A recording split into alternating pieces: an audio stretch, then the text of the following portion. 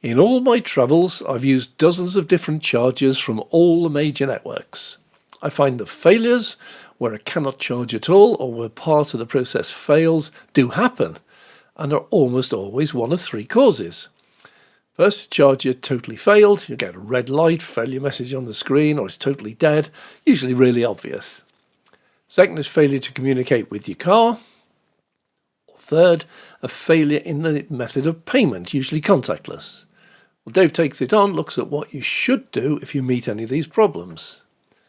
Now, I do get many rave comments about particular networks and their reliability and service when I report my own findings. I have no issue with these, everyone has their own opinion.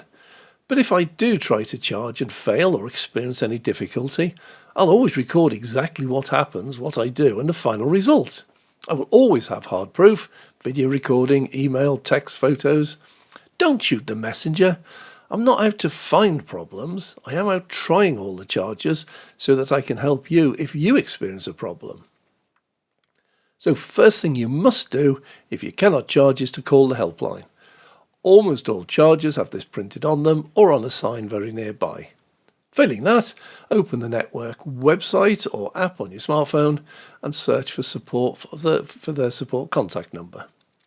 This is an important step because a good number of problems can be resolved by the agent on the phone. In several cases of mine, the agent has rebooted the charger and that cleared the problem, allowing me to pay and charge. Where this initial call does not solve the problem, the agent may have advice or guidance for you to try and overcome the problem. On some occasions, this will not work and the agent will be unable to help you. Now, at least the fault is now reported. On two different recent occasions, both at Instavolt, the charger was telling the agent that it was working while I was stood there holding the cable and it clearly wasn't. The agent said he could see the car in the next bay was connected and charging, but he couldn't see mine, which was connected. The agent can then follow whatever internal procedures they have for a faulty charger. At least it should get fixed, well, soon. Another problem is that your car cannot communicate with the charger. I find this most often at Shell Recharge, recently at Newton Willer's Shell service station just off the M6. I'm not sure they ever communicate with any car. They certainly didn't communicate with me, neither the car nor the customer service line, which just rang out, no answer. Well, this fault is beyond the scope of most EV owners, so the only thing you can do is disconnect and try again. If the same message appears waiting to communicate, give up. If there are other chargers there, just change chargers. At MFG recently, number 1 charger reported failure to communicate several times, but number 4 worked perfectly first time. I reported this later to MFG, who noted my call. Often the problem is not with the charger or charging, but the payment method, normally contactless. The agent will usually advise you to download the app and try that way, and often it works. To download the app on your smartphone, go to your store, Google app or Android, whatever you're using, and type in the charger network name. Select the app you want, click install. Apps are normally pretty quick to download, install less than a minute. Once installed, you'll need to give it permission to access your location. It should then identify where you are and the charger you are at. You can also use the app remotely to check prices and live availability. When you open it, instead of allowing it to use your current location, just type in the location of the charger where you want to charge, even if it's 100 miles away. And you can actually go most of the way through the process right up to plugging in your vehicle.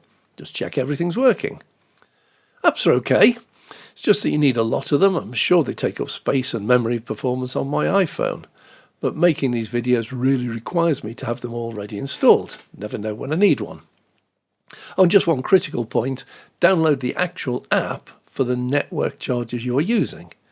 Many networks will offer you an app that includes chargers they do not own or operate. Shell is a massive culprit of this. If you use their app and charge as a non-Shell partner charger, and they have many of those, you are likely to pay a higher price than if you go to the app with the charger itself.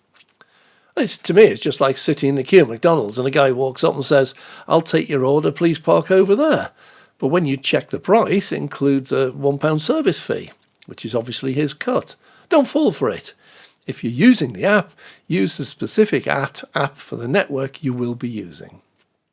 Well, I hope all this helps. If you have enjoyed this video, please subscribe and click the like button. And also please consider joining as a Patreon member where you will be supporting the channel financially. I'm Dave.